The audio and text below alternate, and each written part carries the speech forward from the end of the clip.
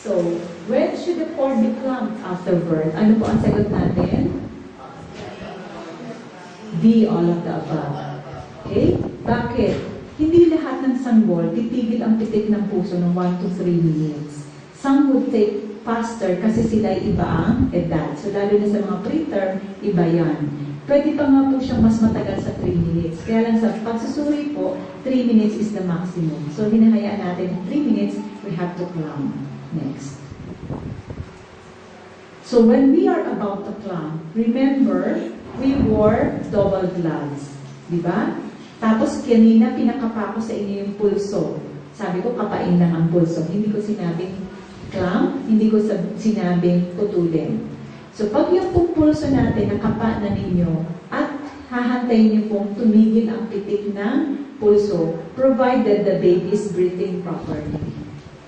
You can wait for 1 to 3 minutes, provided the baby is breathing properly. Pag tumigil na po ang pitik ng pulso ng baby, tatanggalin po natin yung first set of gloves. So, we remove the first set of gloves that we are wearing para yung nasa loob sterile. This time, we will apply the plastic sterile cord clamp first. Saan natin po ilalagay? Diretso na dun sa 2 centimeters. Next, please.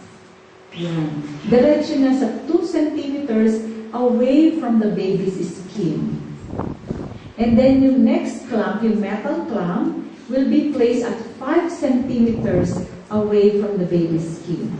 So, alin po ang unang ilalagay? Yung plastic clamp na sterile. Sunod yung metal forceps clamp. Bakit po ganon? Hindi na tayo nagmi-milk. Diba? No more milking of the cord. Bakit? Kaya po natin hinihintay tumigil ng pusa ang pulso, ng pusod ng sanggol, para po hindi na natin pipilitin umabot yung red cells to transfuse our patient para hindi sila mag-anemia. We let it to occur normally. Pag kayo po ay nag-milk ng ganyan ng cord, pansin nyo kung iyan po ay tubig, yung circulation po sa loob ng tube will cause changes in pressure. Ito ba yun? Okay, nakaload. Sorry. Yung ginanan po natin yung fluid sa loob ng tube, mag-change po ang pressure ng flow. Kung yan po ay tubig, pag tayo nagdidilig ng halaman, napansin niyo po, pag ginanon niyo yung tube, gumaganon yung water, nag-spurt. Ang dugo po ni baby sa loob ng katawan, pag ginaganyan natin yung puso, nag-change din po ang flow, causing cerebral hemorrhage. Yun po yung sinasabing intraventricular hemorrhage. Yung loob ng utak ni baby, pumutok. Sasabihin nyo, Doktora, ang tagal-tagal na niyang practice na yan, kinatandaan ko na yan, bet ngayon lang sasabihin na may nagkakaganon. So far, wala naman akong pasyenteng abnormal. Yun ang akala po natin. Ako po ba mukhang abnormal? Hindi. Pero abnormal po ang CT scan ko. I have cortical atrophy by virtue of my prematurity. So kung yung bungo ko po ganyan, nandito lang yung brain ko, maliit. Kasi ang maturity po ng brain will take place 28 to 32 weeks. Napaaga po yung labas ko. So hindi ako nakaabot dun sa mature size. Mukha pa akong normal, di ba? So hindi mo ibig kong sabihin, yung babies na ating na-milk ang cord, nagkaroon ng damage na konti. Mukha pa rin yung normal. Kasi konti lang yung damage. Kaya lang, baka yung dapat ay genius, average na lang. Diba? Sayang. Mahirap pong maging average, kasi average din po ako. Meaning, I will have to strive thrice the effort of my classmates. Kasi mga genius po yung kasabay ko, puro accelerated nung sila ay nasa medical school. So I have to compete with them to remain in class. Pyramidal po ang UST. If you don't try, you get kicked out. Kumbaga, dapat manatili ka dun sa average. Pag wala ka dun, you're out. So, kailangan kong mag-aral ng 3 beses sila lahat nanonood ng sine, namamasyal. Diba? So, sana yung mga babies na ilalabas natin, mag-maintain nila yung potentials nila to the maximum. Kasi baka pag nagkaroon ng damage yung brain nila, normal sila, nagsasalita, naglalakad.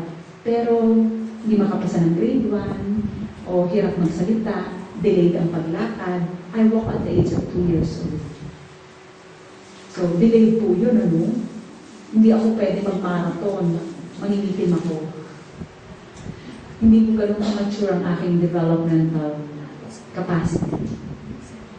So, yung mga babies natin, we want them to achieve their maximum potentials. Let us prevent any injury, no matter how minor it is. Baka po isang gano'n, isang ugat lang yung pumutok, normal pa yan, makakakita, makakarinig, makakapagsalita. Pero pwede, hindi siya marunong mag-compute kasi yung part ng brain na yun na-damage. O pwedeng hindi siya maka-spelling. Di ba may mga bata, may certain aspects na hindi nila kayang gawin. Pwede yung part ng brain na yun ang na-damage. So this is what we mean by precaution and gentleness in approach. Ngayon po kasi may CT scan na at saka ultrasound. Noong unang panahon wala.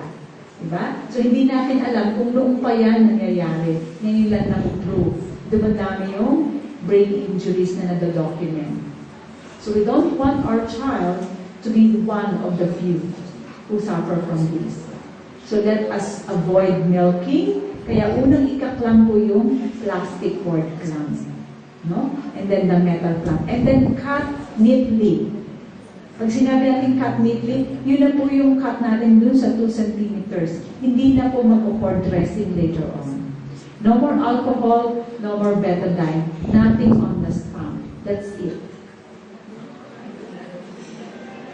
Diba? Isipin nyo na lang, hindi ba yung mag-infection? Kaya nga po dapat sterile gloves. You remove the first set of gloves. Paano kung minalas, natataranta ka kasi, o inaanto ka, nakalimutan mo mag-change gloves? Yung ginamit mo sa perineum, yun rin na pinag-cord dressing mo. Well, you will have to dress the cord. Kailangan mo mag-alcohol this time. I-redo mo yung dressing mo. But that should not be the case. No? Dapat po, sterile ka from the start para no more cord dressing later on. Why? Alcohol remains to be a chemical irritant. Betadine is never safe. Ano po ang component ng betadine? Iodine. If you apply iodine on the skin, anything on the skin can get absorbed. Pag hindi mo kailangan ni baby na iodine, marami kang nailagay kasi nilinisan mo, nag-alala ka pa kasi nadumihan mo, maya't maya nilinisan mo. Iba ganun yung mga nanay, inaaraw-araw yung betadine. Ma-absorb po yan ni baby. Baka magka-problema siya sa thyroid.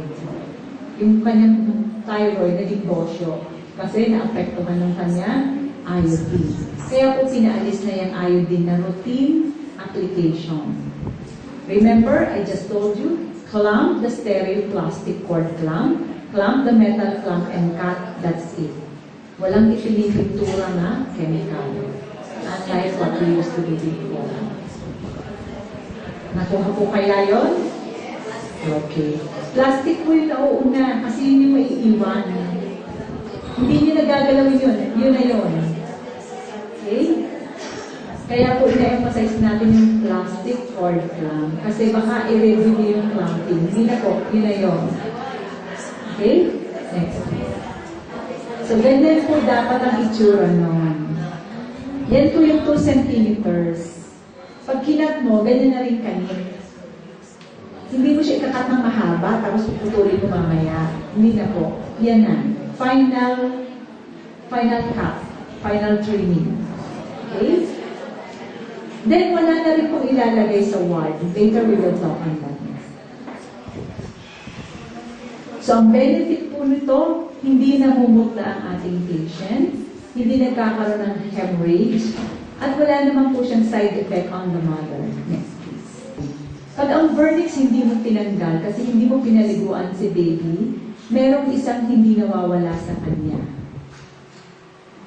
Yung crawling reflex. Pag yan po ay nabasa at nakalikot ng gusto, hindi na po yan gagapang. Honestly, dun sa training video lang po ng unang yakap ako nakakita ng sanggol na gumagapang simula sa tiyan, paakyat sa dibdib. Why? I was trained in UST. Masyado pong malinis sa UST. pinapaliguan po lahat ng baby agad.